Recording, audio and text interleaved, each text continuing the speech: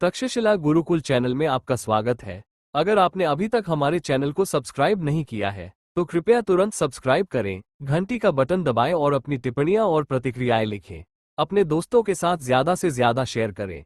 हम ऑनलाइन कुंडलिनी राजयोग दीक्षा और 6 महीने में कुंडली सक्रियण प्रदान करते हैं।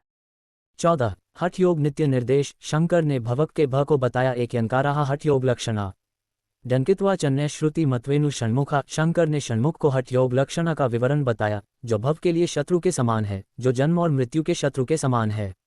षण्मुख जो सुख और शांति के आनंद से बोझिल था, बाहरी रूप से क्रोधित नहीं हुआ, बल्कि शशिमौली के चेहरे को देखा और विस्मय से झुक गया। मुक्तिकांत के पास होने के कारण उसने जो भी दुख अनुभव किए थे उन्हें भूल गया।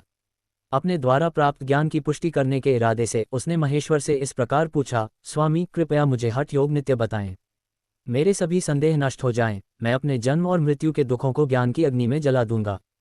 कृपया मुझे प्रेम से सिखाएं। उसने प्रार्थना की। शिव मुस्कुराए और अपने पुत्र से कहा, अब मैं तुम्हें हठ योग का संकल्प बताता हूं, जिसे समाज स्वीकार करता है। यह म्यान से निकाली गई तलवार के समान चमकता है। ये परमार्थ के धाम का खुला द्वार है। इसमें प्रवेश करते ही सत्य का साक्षात्कार हो जाता है। हठ से इंद्रियों की वृत्तियों को काटकर उनका संयम करना चाहिए। हठ योग से चित्त की वृत्तियों को अपने भीतर मोड़ना चाहिए और निवात के दीपक के समान अविचल मन से हठ योग ही हठ योग का उद्देश्य है। हठ योग से प्राण को वश में करना चाहिए, बोधक की नाव में सुचित की नाव को चलाना चाहिए और समाधि की स्थिति प्राप्त करनी चाहिए। 4 तरलिन। हठ शब्द में ह अक्षर सूर्य की ध्वनि और त अक्षर चंद्रमा की ध्वनि को दर्शाता है। अंबिका उस व्यक्ति में प्रकट होती है जिसने हठ योग प्राप्त कर लिया है, जो इन दोनों के साथ किया जाता है। योगी योग के आनंद को जानते हैं।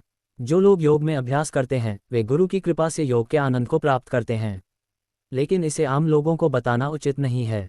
नीच व्यक्ति, निंदक, अच्छे कर्मों से रहित व्यक्ति, सुअर जैसी बुद्धि वाले व्यक्ति, दूसरों के जीवन को बर्बाद करके जीवित रहने की कोशिश करने वाले शूद्र या अज्ञानी और पतन के मार्ग में पड़ने वाले व्यक्ति को ये योग निष्कर्ष बताना उचित नहीं है।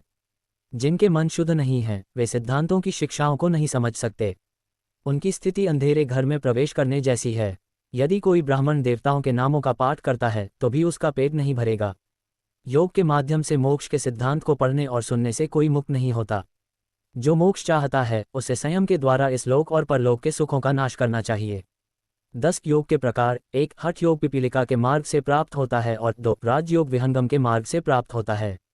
हठ योग ब्रह्मचर्य, आश्रम धर्म और सत्कर्मों द्वारा परमहंस बनने का मार्ग है। राजयोग आश्रम धर्म और सत्कर्मों द्वारा स्वयं से स्वतंत्र होकर शुद्ध आत्मधर्म द्वारा स्वयं से मुक्त होने का मार्ग है। हे कार्तिकेय, इस अध्याय में मैं हठ योग और अगले अध्याय में हठ राजयोग का वर्णन करूंगा। यदि पहले हठ योग प्राप्त हो जाए तो राजयोग प्राप्त करना सरल हो जाएगा। यदि हठ योग प्राप्त न हो तो कोई दोष नहीं है। दोनों में से एक प्राप्त करो। यदि तुम दोनों योग प्राप्त कर लोगे तो तुम भ्रष्ट हो जाओगे, जैसा कि करादिकल्ला के सेवक की कहावत है। कहावत। करादिकल्ला दास नाम का एक भिखारी एक घर के सामने खड़ा होकर भोजन मांग रहा था। गृहस्वामी ने कहा, महाराज, घर में केवल रोटी और खट्टी रोटी है। यदि आप थोड़ा पहले आते तो आपको मृष्ठा मिल जाती। वह उसे लेकर गांव के बाहर नदी किनारे जंगल में भोजन करने चला गया है। ये सुनकर दास ने मन ही मन सोचा, मुझे तो रोटी और खट्टी रोटी रोज मिलती है, लेकिन मुझे मृष्ठा के लिए नदी किनारे जाना पड़ता है। जब तक दास वहां पहुंचा, मृष्ठा भोजन समाप्त हो चुका था। वह निराश और भूखा अपने पिछले घर लौट आया। वहां जो मृष्ठा रोटी और खट्टी रोटी थी वह भी चली गई थी। एक शाखा को पकड़कर पेड़ पर चढ़ने के बाद उसे उसी शाखा को पकड़कर नीचे उतरना चाहिए। यदि वह जिस शाखा को पकड़ रहा है उसे छोड़ देता है और दूसरी पर कूद जाता है तो क्या उसकी गर्दन नहीं टूट जाएगी? योग के किसी भी मार्ग में यदि कोई गुरु के आदेशों का पालन करता है तो वह अद्वितीय परब्रह्म वस्तु बन जाता है। राजयोग नेत्रों से किया जाता है, हठ योग वायु से किया जाता है। अब मैं तुम्हें हठ योग का निष्कर्ष बताता हूँ। उसे स्वच्छ एवं एकांत स्थान पर कृष्ण की शैया अथवा कालीन घास पर बैठना चाहिए। उसे अपनी बाईं एड़ी को मूलाधार गुदाद्वार से दबाना चाहिए तथा दाईं एड़ी को अन्न पर रखना चाहिए। उसे सीधा बैठकर अपनी दृष्टि को नासिका के अंत में ललाट के मध्य में स्थिर करना चाहिए तथा तेजोमय राशि का दर्शन करते हुए बिना थके गुरु मंत्र सोहम का जप करना चाहिए। प्राणायाम एवं गायत्री जप के साथ प्राणायाम करना चाहिए। योग का मूल जो महामंत्र है वह गायत्री जप है। ये जन्म मरण के रोगों का निवारण करने वाला है। इसमें 37 अक्षर हैं, जो इस प्रकार हैं।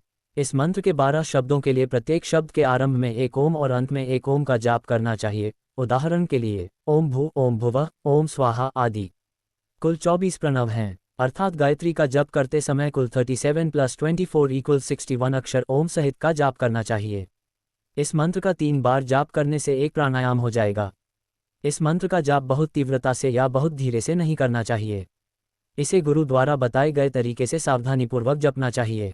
हे पुत्र, स्वर्गलोक के 7 ऋषियों ने एकत्रित होकर तुम्हें ये गायत्री मंत्र उस समय सिखाया है जब वे तुम्हारा उपनयन संस्कार कर रहे थे।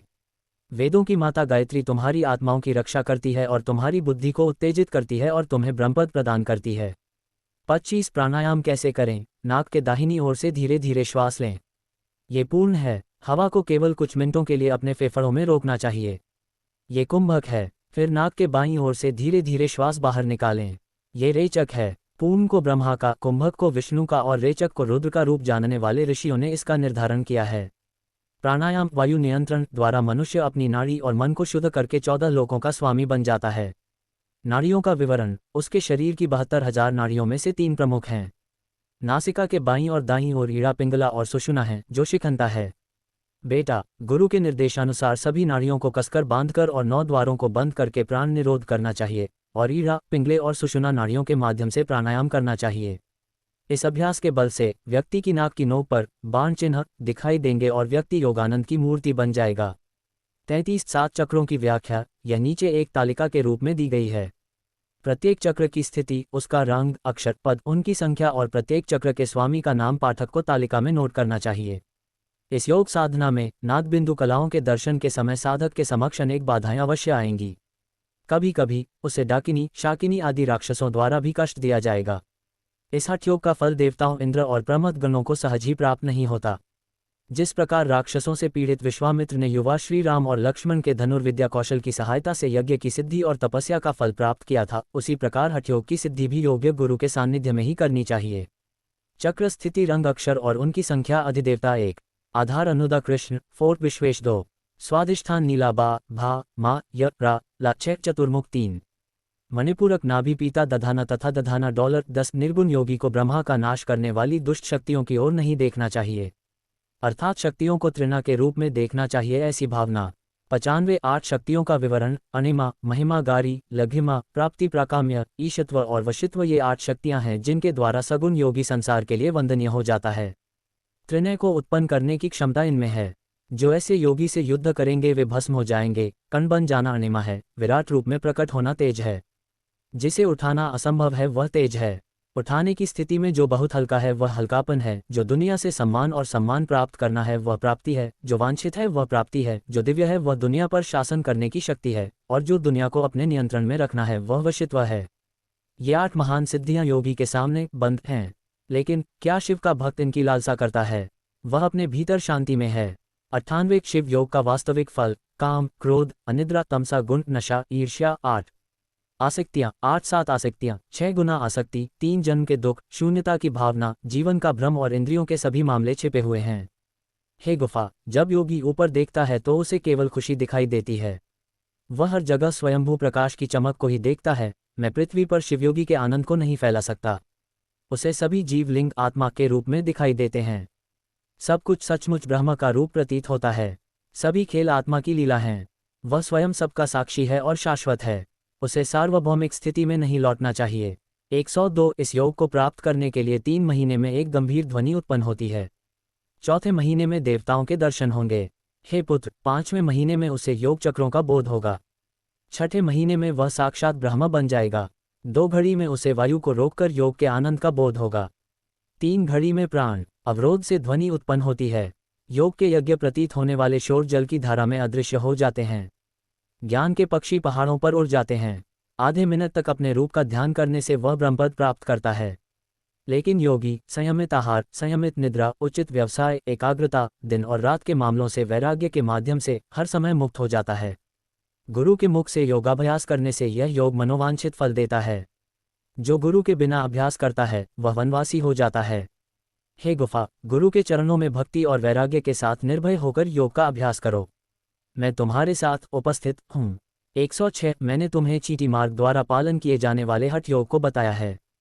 गुरु की कृपा से इसे प्राप्त करो। इससे तुम धीरे धीरे आनंदमय मोक्ष को प्राप्त करोगे। ये योग व्याख्या उन लोगों के लिए उपयुक्त नहीं है जो कर्म से उदासीन हैं, दुष्कर्मी, पाखंडी, दुष्ट लोग, अधर्मी, बुरी इच्छाओं वाले, धूर्त, मैल से लिपटे हुए और जिनके मन में ये तिरस्कार है कि वे केवल त्वचा और शरीर हैं। यह उन लोगों के लिए शुभ हो जो इसे कहते और सुनते हैं। यह उन लोगों के लिए शुभ है जो ज्ञान, भक्ति और वैराग्य से संपन्न हैं। जो लोग इसे अपने मन और स्वप्न में याद करते हैं वे मोक्ष प्राप्त करेंगे। अपने पिता से ये सब सुनकर षण्मुख ने अपनी आंखें बंद कर लीं और आत्मा का आनंद उसके बालों से बहने लगा। उसके नेत्रों से आनंद की वाणी प्रवाहित हो रही थी। उसने ज्ञानपूर्वक भगवान शिव के चरण कमलों को प्रणाम किया। उसके मन का मेघाच्छादन दूर हो गया और उसने आनंद से परिपूर्ण गुरु का ध्यान किया। 110